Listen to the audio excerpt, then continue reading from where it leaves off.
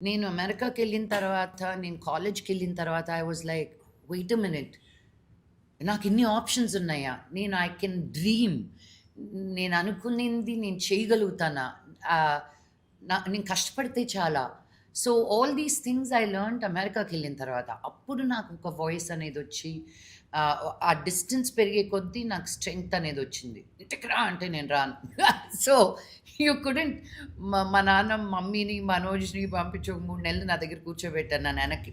ఏంటి సెమెస్టర్ మధ్యలో వచ్చేయమని చెప్పి. అమెరికా వద్దు, ఇండియాకొచ్చేయి. నువ్వేంటి మన ఇంట్లో అమ్మాయిలు ఎళ్లి అలా వర్క్ చేయరు. అలా నో దూరంగా ఉండి చదువుకోరు అని.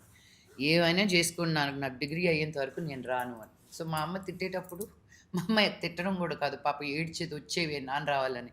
I used to share a room with friend. So, ఒకే అపార్ట్మెంట్‌లో 2 బెడ్‌రూమ్. సో, ఒక రూమ్ నాది, ఒక రూమ్ రూమ్‌మేట్‌ది అండ్ కామన్ స్పేస్ అనమాట. దుప్పటి ముసుగేసుకునేదాన్ని. బికాజ్ ఇంకెక్కడికి ఎళ్ళలేను గదా! మా అమ్మకి ఓపిక అయిపోయిన తర్వాత అప్పుడు అప్పుడు తీసేదాన్ని. ఐ సెడ్, "అయిందా? వాట్ నెక్స్ట్" అన్నట్టు.